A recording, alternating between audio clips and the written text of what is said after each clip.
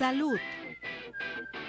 Bueno, regresamos. Nuestra multilínea 33 30 11 06 17 400 906 para que siga participando con nosotros aquí en Arriba Corazones.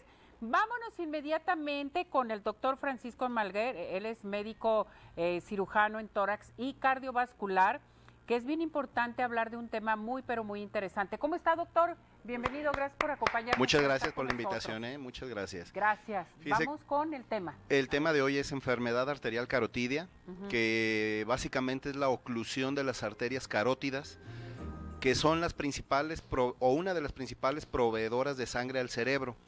De hecho, carótido viene del griego de caros, que significa entumecimiento o adormecimiento, porque notaban que cuando se comprimía esa arteria se perdía la conciencia.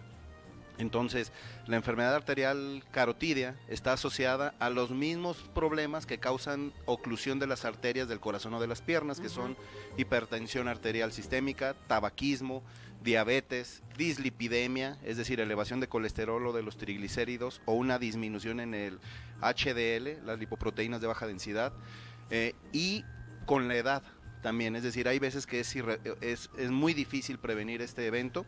Se considera una de las principales causas de fallecimiento en países desarrollados y la tercer causa de esto y la primer causa de discapacidad en población adulta, de manera que la importancia que se genera es que mucha de la población que lo padece va a tener secuelas irreversibles, tanto motrices como cognitivas, en el habla, en la memoria. Se empieza a hacer, principalmente la arteria dañada se llama arteria carótida interna, que empieza a hacérsele como una especie de sarro dentro de ella y empieza a disminuir la cantidad de sangre que se aporta al cerebro. Esto es de forma crónica, y de forma aguda esa placa, ese sarro se puede romper y generarse un coágulo que puede migrar hacia el cerebro, o simplemente con la pura ruptura se hace un trombo.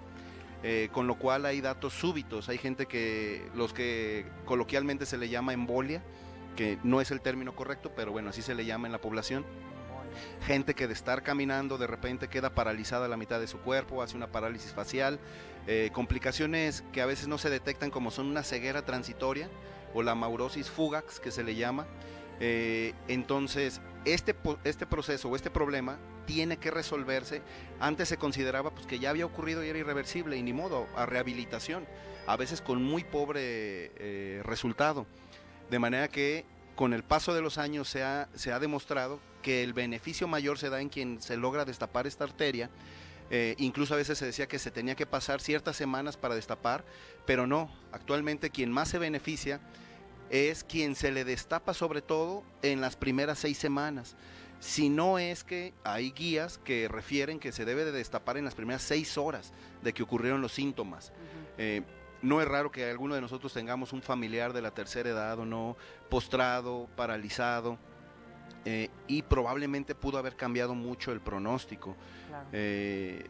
Es muy diferente tener una vida, sí, llegar a la tercera edad con algunas secuelas, pero independiente. O sea, yo todavía moviéndome por mí mismo, cambiándome por mí mismo, pudiendo comer yo solo, a llegar ya con dependencia de alguna persona que me tenga que ayudar a hacer todo esto.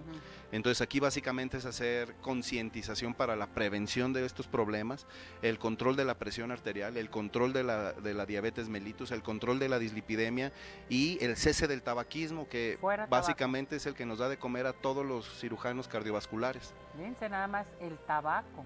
Así es. ¿Hay síntomas en específicos que empieza el paciente a tener, doctor? Sí, los síntomas tienen que ver con el grado de oclusión de la arteria, normalmente, y según la zona que se esté afectada, porque esta arteria, la arteria carótida interna, tiene cierta zona de influencia del cerebro, pero hay otra arteria, que es la arteria vertebral, que da otro tipo de síntomas. Son síntomas tan leves, desde problemas de la memoria, súbitos, desde problemas para hilvanar frases seguidas o para deletrear, o incluso problemas de la visión. Todos estos síntomas que yo conozco a mi gente. Entonces, si yo conozco a mi papá, conozco a mi abuelo, conozco a mi hermano, y sé que él no es así, empiezo a notar cambios en esa percepción de su forma de comportarse, lo correcto es llevarlo a una atención de urgencia, porque este problema, como lo explicábamos, es de urgencia, y se le tiene que realizar. Hay un estudio que es muy noble, no invasivo, que es un ultrasonido de las carótidas.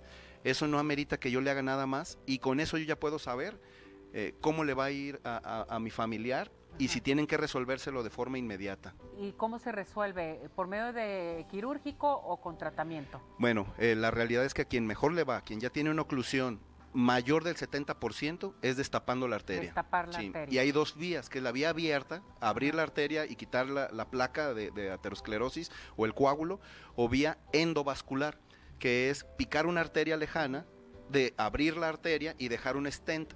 Esto lo va a decidir las condiciones generales del paciente. Si es una persona que tiene una expectativa de vida, bueno, desgraciadamente pobre, usualmente se le reserva este tratamiento. Si tiene una expectativa de vida larga, se puede hacer una cirugía abierta. Si no tiene falla renal, porque hay que considerar que los diabéticos suelen tener ya falla renal, no se puede usar el tratamiento endovascular porque se le tiene que estar poniendo medio de contraste para ir pintando la arteria, y entonces voy a terminar por dañarle el riñón. De manera que se tiene que hacer una evaluación para ver la edad, el tipo de lesión y las comorbilidades, si tiene un riesgo muy alto de infartarse o de falla renal. Pero finalmente, si tiene una oclusión arriba del 70%, tienen que destapar esa arteria. Esto ya depende del estudio, del médico y cuál es el procedimiento a seguir. Así es. La edad, su calidad de vida, en fin, que eso es muy importante. Sí, así Doctor, si hay alguna duda, ¿a qué teléfono se pueden comunicar? Sí, claro. Los teléfonos de contacto son el 3854-9869 y el 3333-616720, que es mi teléfono celular. Correcto. Muchísimas gracias. Gracias doctor, por la invitación, muy buen día. Navidad y feliz año Igualmente, nuevo. Gracias.